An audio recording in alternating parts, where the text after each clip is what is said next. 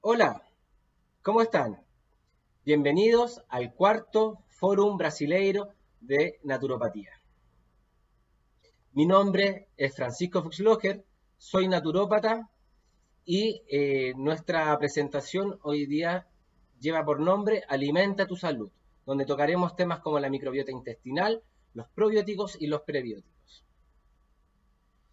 Es bien sabido que los grandes precursores de la medicina natural y de la naturopatía le han dado un valor importantísimo a la salud digestiva. Hipócrates señaló en este aforismo que todas las enfermedades iniciaban en el intestino. Este señor Elia Megnikov, padre de la inmunología, también señaló que la muerte iniciaba en el colon. Y todos estos hallazgos que la gente, en particular, estos conocimientos que contenían ancestralmente, hoy en día se corroboran gracias al avance del estudio de la microbiota intestinal. Desde la secuenciación del genoma humano hasta el día de hoy se ha avanzado mucho. De hecho, en el año 2000 fueron cerca de 10.000 textos científicos que hablan de la microbiota intestinal y su relación con la salud y la enfermedad. Ahora bien, ¿qué es la microbiota? La microbiota es el conjunto de microorganismos, sean bacterias, arqueas, protozoos, levaduras, que residen en un hábitat o sitio específico. También hay que reconocer lo que es microbioma, que es diferente al microbiota. El microbioma son los mismos microorganismos que le llamamos microbiota, pero sumado su carga genética, ¿ya? Y que van a residir en un lugar específico. Bien es sabido que los genes del ser humano, para crear a un ser humano en este libro, que podemos crear o construir a un ser humano, son alrededor de 25.000 genes que codifican para nuestro funcionamiento o homeostasis corporal. Sin embargo, la microbiota intestinal tiene alrededor de 3 millones de genes, de los cuales comparte cerca de 1,5 millones de genes con nosotros, para justamente funciones metabólicas. Ahí vemos la importancia de esta genética que traen las bacterias, que lógicamente están altas porque llevan milenios, años atrás que nosotros en la Tierra. Ahora ya, cuando hablamos de microbiota intestinal, quiere decir que es el conjunto de microorganismos que residen en el tracto digestivo. Si nos referimos a microbioma intestinal, van a ser el conjunto de microorganismos y sus genes que habitan en nuestro tracto digestivo. Por otra parte, también es importante conocer el término disbiosis, que veremos más adelante, que tiene relación con la alteración de la composición o la localización de la microbiota intestinal, y que en general por factores como enfermedad o medicamentos se va a ver alterada. Acá en este estudio podemos ver cómo cada componente de nuestro cuerpo tiene una distinta microbiota. Por ejemplo, hay podemos llamarle una flora nasal, una microbiota en la piel, ya una microbiota en las mucosas. Sin embargo, el colon es quien más anida este grupo de bacterias. Para tener una idea más o menos clara de cómo es la microbiota a lo largo de la vida, podemos fijarnos en este gráfico donde vemos que en el centro, en la adultez, en la adulta, es donde nuestra microbiota está en mayor cantidad de bacterias y es más estable. Analógicamente, la microbiota la podemos comparar con un jardín. El jardín, mientras más flores, plantas tenga, más mariposas, abejitas, bichitos van a llegar y se crea un ecosistema mucho más sano y próspero. La microbiota es lo mismo. A mayor cantidad de bacterias y una buena ecología de estas bacterias, lógicamente vamos a mantener la salud. Por otra parte, desde el nacimiento hasta la vejez, la microbiota se va a ver afectada por ciertos aspectos de la vida, como el modo de vida, el estilo de vida, ¿ya? Si el nacimiento es por parto o por cesárea, ya que es bien sabido que gran parte de la colonización de bacterias es cuando nosotros nacemos por el parto vaginal, que es importante justamente para poblarnos de estas bacterias. También la amamantación, el tipo de amamantación, si la madre pudo alimentar mínimo los 6 primeros meses al bebé, ¿ya? Después estas condiciones también pueden ir cambiando dependiendo de la alimentación, el estilo de vida, el ejercicio físico y la toma de medicamentos, principalmente como antibióticos, que lógicamente pueden reducir nuestra flora bacteriana. Ya con los años podemos ver que los mismos medicamentos, el declive de las funciones fisiológicas y el modo de vida y el entorno, esta microbiota podría declinar. De ahí que bien sabido que muchas enfermedades que tienen o trastornos o condiciones que tienen que ver con esta homeostasis digestiva que influye directamente en la homeostasis cerebral, podemos ver que hay condiciones como el TEA, el autismo, en niños o en el adulto como la demencia senil o esclerosis múltiple también, que pueda estar ligada justamente a esta baja de cantidad de bacterias intestinales. Dentro de algunas propiedades o funciones que tiene la microbiota intestinal, vamos a tener que ellas fabrican lo que hoy día se conoce como postbióticos, que son todos los componentes o metabolitos que en la microbiota se crean y que pasan al torrente sanguíneo, y de los cuales también vamos a tener compuestos como la vitamina B12, los folatos, el butirato, que es un componente que se produce mediante la fermentación de la fibra que más adelante veremos. Por otra parte también, esta microbiota nos va a defender de otros microorganismos nocivos, principalmente ocupando los espacios, todos los espacios libres del tracto digestivo.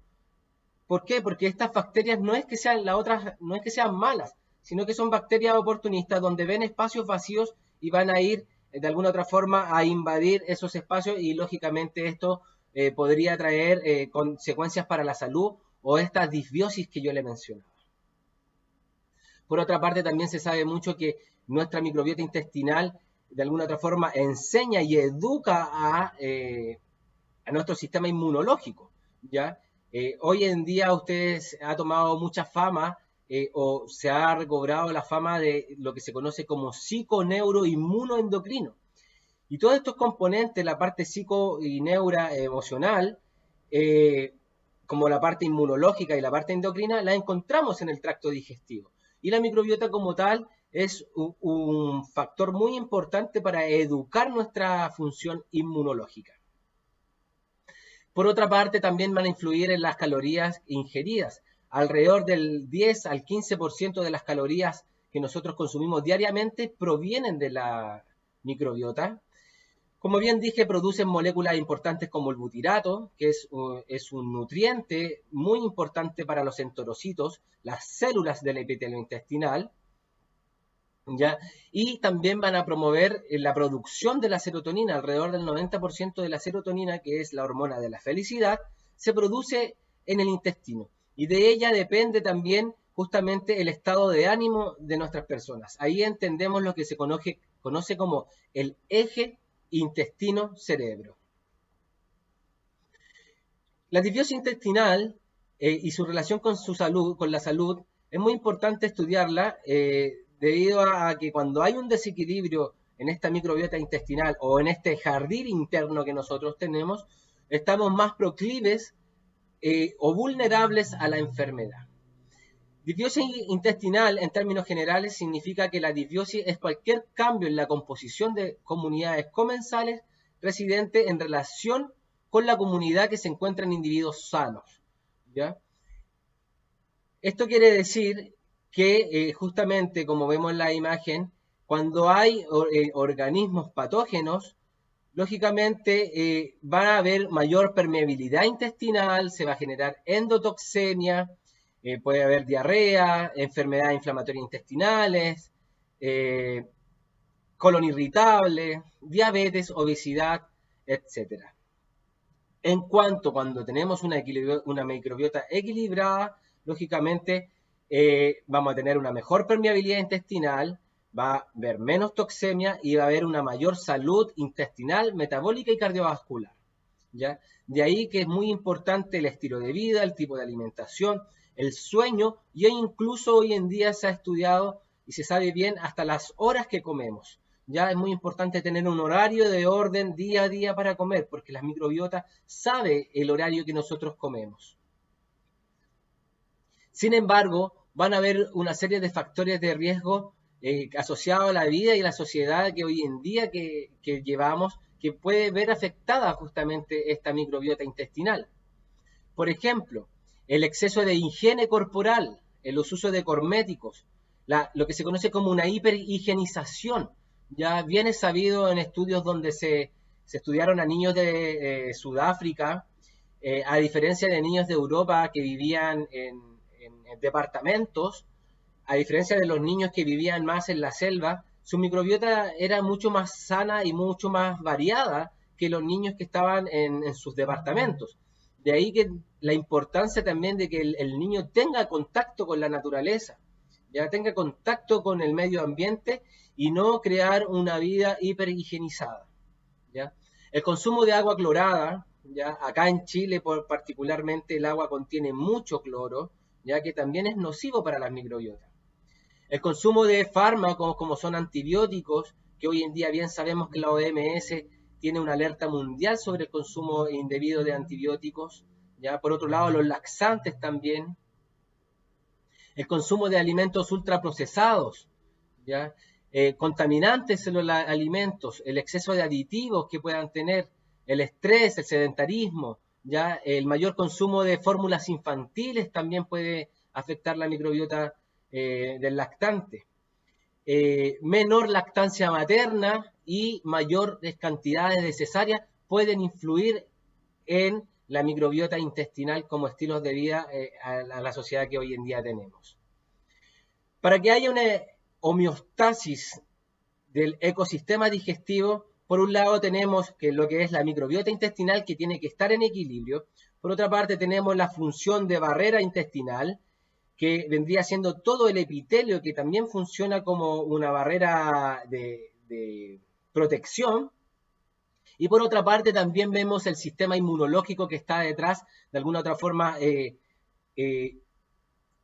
cuidando e investigando que no traspasen macromoléculas y que no vayan a generar un cambio inmunológico importante.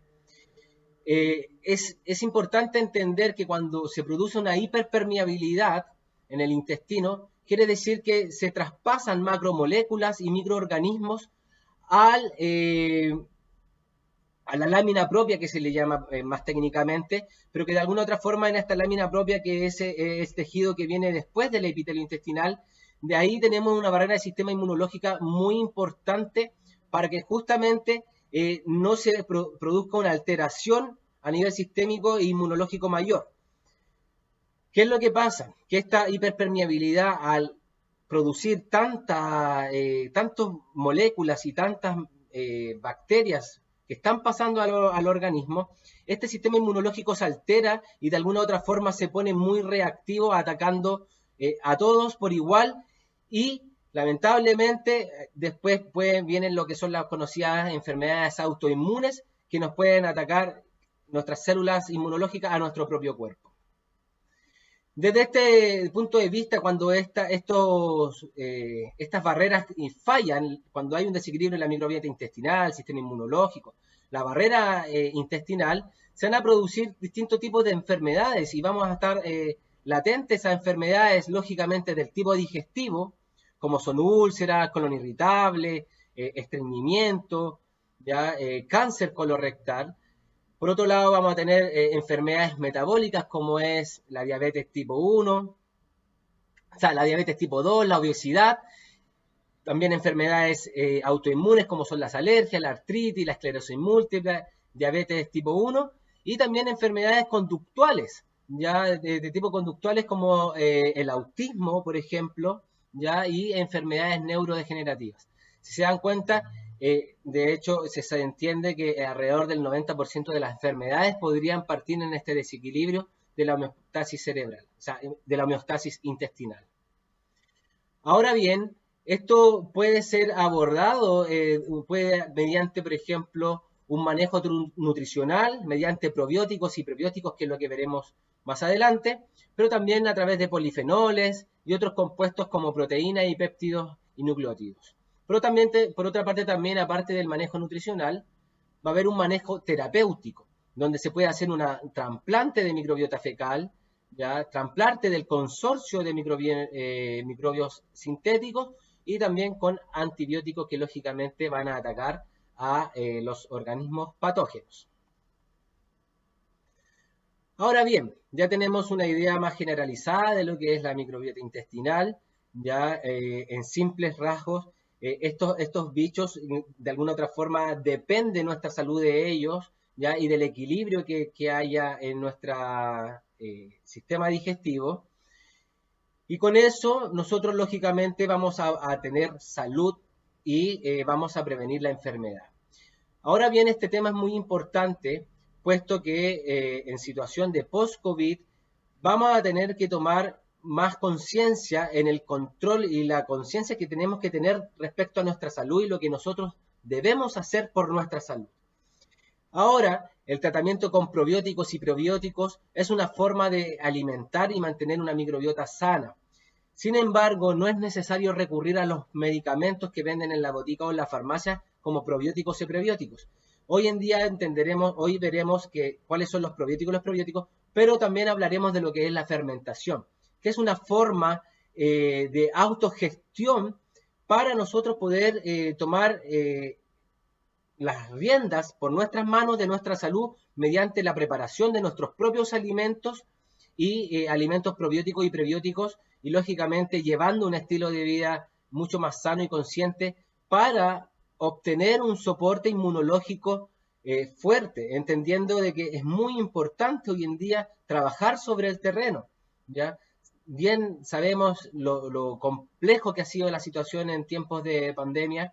Sin embargo, es la hora para reflexionar y entender qué estamos haciendo por nosotros mismos. Entonces, es una forma, los probióticos, la fermentación es una forma de autogestión y tomar más control sobre nuestras vidas. ¿Qué diferencia hay entre probióticos y prebióticos? Esta imagen que vemos a la derecha, donde vemos a Pac-Man comiendo esos puntitos, que son los prebióticos, y Pac-Man vendría siendo probiótico. Esta imagen refleja muy claramente lo que es la diferencia entre los probióticos, que los probióticos van a ser microorganismos vivos, ¿ya? Que son las bacterias como tal, y los prebióticos van a ser la fibra principalmente de los alimentos.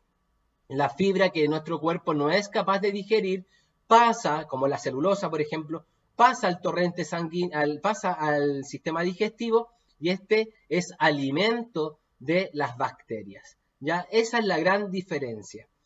Uno son organismos vivos, los otros son compuestos dietarios de la fibra dietética de los alimentos, como por ejemplo el espárrago, el plátano, la papa enfriada en el refrigerador, tiene almidón resistente, ya que es un prebiótico muy importante. Prebiótico, la Asociación Internacional Científica de Probióticos y Prebióticos señala que es un sustrato que los microorganismos huéspedes utilizan de forma selectiva y confieren un beneficio para la salud. ¿Ya?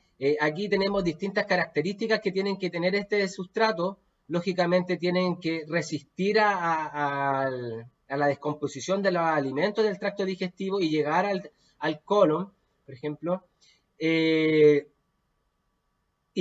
Lógicamente, para ello se entiende que tiene que tener una dieta rica en una dieta lo más vegetariana posible. Aquí tenemos un ejemplo de algunos alimentos ricos en prebióticos. Hoy en día se entiende la fibra, ya como antes que era soluble, insoluble, ahora la fibra se entiende más si es altamente fermentable o no fermenta tanto. Lógicamente aquí tenemos compuestos como la zanahoria, que tiene pectinas, los mucílagos de la linaza, ¿ya? El almidón resistente que le comentaba recién, son compuestos que son altamente fermentables y lógicamente es un alimento sumamente importante para la microbiota. Como recomendación, la papa que tiene almidón, ella lógicamente sube el índice glicémico muy rápidamente. Sin embargo, la papa al ser enfriada en el refrigerador o en la nevera durante unas 8 o 12 horas, Esta papa, al enfriarse, los almidones se transforman en almidón resistente, que, como bien les decía, es un prebiótico sumamente importante para la dieta. Los probióticos, como bien les dije, son microorganismos vivos que, administrados en cantidades adecuadas, confieren un beneficio para la salud del huésped. Es muy importante entender que un probiótico, para que se le sea llamado como probiótico como tal, tiene que ser de un género, una especie y una cepa que ha sido estudiada clínicamente en seres humanos y que tiene un valor para la salud. O sea que tiene que haber sido estudiada clínicamente en alguna enfermedad y que se haya atribuido una propiedad a esta bacteria. Eso es llamado un probiótico de la manera técnica, ya como la ciencia lo va a llamar. Sin embargo, hoy en día sabemos que le llamamos a alimentos probióticos, al yogur, etcétera, etcétera. Sin embargo, si la bacteria que tiene este alimento no está aislada y no se ha estudiado científicamente o clínicamente, no se le puede llamar probiótico. Pasarían a ser alimentos fermentados de alguna u otra forma. Características de una cepa bacteriana para ser considerada como probiótico. La cepa debe llegar a su sitio de acción y sobrevivir al ácido del estómago y el pH del intestino y las sales biliares. Efectos beneficiosos en el hospedero, ¿ya? Y mantener sus características y permanecer estable durante el proceso de fabricación y conservación en la matriz en la cual se ha producido este probiótico. Aquí les dejo para que puedan leer algunas de las características que tiene que tener, como por ejemplo estabilidad al pH gástrico, adhesión a la mucosa gástrica, inocuidad, estabilidad en el alimento y lógicamente una idoneidad tecnológica. Aquí podemos ver, por ejemplo, cuáles son los probióticos que tienen mayor uso o con mayor estudio. Por un lado tenemos los lactobacilos y por otro lado también tenemos los bifidobacterias. Ahora bien, hablemos de los alimentos probióticos y fermentados. ¿Son lo mismo? Bueno, los alimentos fermentados, hay que entender primero la fermentación, que es un proceso mediante los organismos obtienen energía que se necesita para sobrevivir, pero mediante una vía anaeróbica, o sea, quiere decir sin oxígeno. Ya de esta forma se construye, se obtiene ATP, que es la energía que necesitan las bacterias, y por lo tanto van a producir productos de desecho, como el ácido láctico, el ácido acético, el CO2 o etanol. En el caso del yogur, por ejemplo, las bacterias se consumen el azúcar de leche, que es el azúcar, y por desde esta fermentación que se produce del azúcar, se van produciendo bacterias, aumenta la cantidad de bacterias ácido láctico y también se va produciendo mayor ácido láctico. Por otro lado, el ejemplo del vino, por ejemplo, las levaduras que fermentan el vino, perdonen, se consumen la glucosa, lógicamente, y ellas empiezan a transformar el vino y lo que se va eliminando son alcoholes que le dan la cualidad al vino y que, lógicamente, después este alcohol termina de alguna u otra forma matando a estas levaduras, pero ellas fueron las que hicieron el proceso inicialmente. Ahora, los alimentos que han sido fermentados por microorganismos vivos, como el chucrut, el yogur, el tempeh, el pan, ¿son probióticos? Pues depende. Que un alimento esté fermentado no significa que sea probiótico, y eso es lo que yo les quería explicar ahora. Cuando un alimento fermentado se puede considerar probiótico es cuando este alimento no ha pasado por un proceso, por ejemplo, como el pan de masa madre, que aún así el pan masa madre tiene muchas propiedades. ¿Por qué? Porque la fermentación que hacen las bacterias van a hacer mucho más digerible los compuestos del pan y, por ejemplo, hoy en día que bien se sabe que es bien un poco complejo el tema del gluten, también van a ayudar a predigerir estos compuestos y que las vitaminas y minerales sean de mejor manera absorbidas por nuestro cuerpo.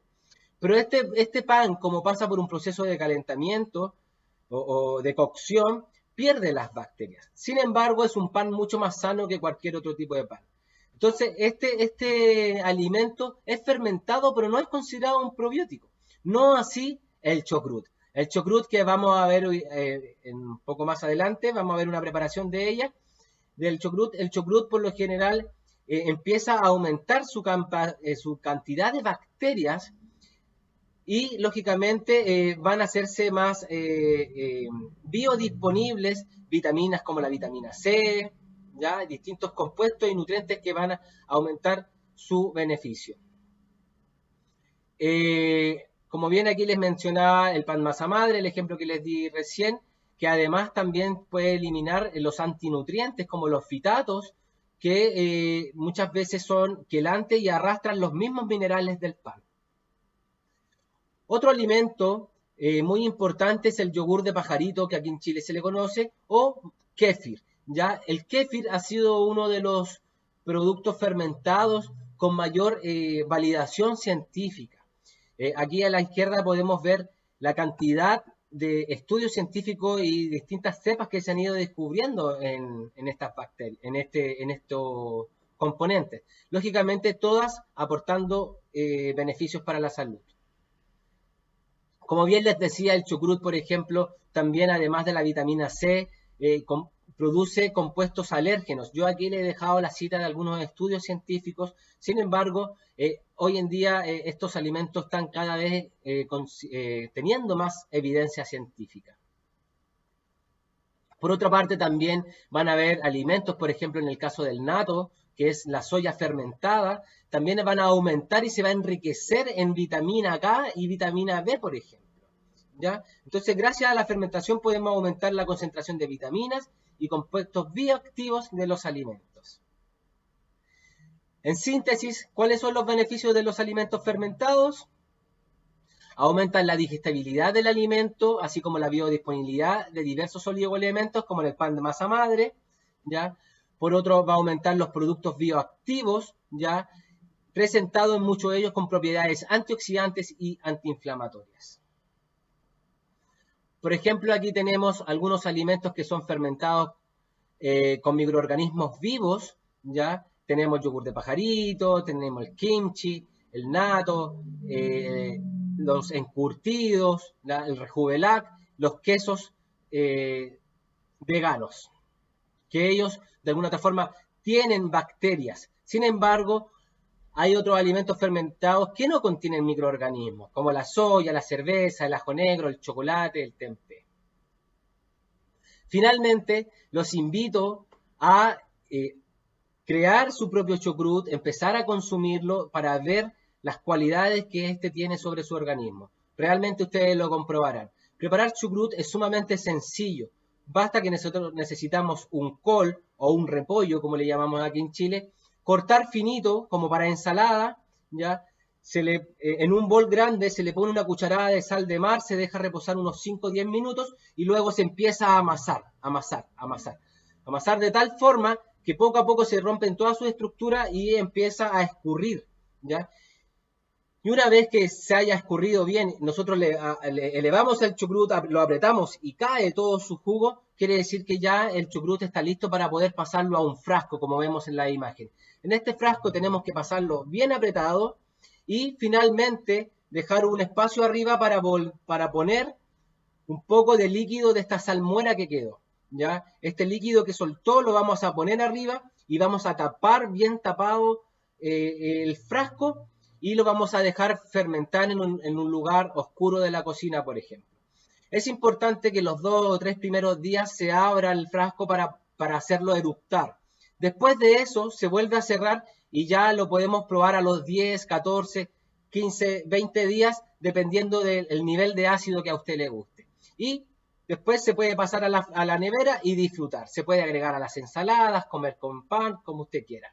Así que los invito a introducirse a este mundo de la fermentación, que verdad es un mundo donde nos vamos a conectar con la naturaleza en cuanto al macroentorno, que es el clima, la fruta de estación, y también nos conectamos con el micromundo, que son las bacterias y que están ahí para nuestro beneficio.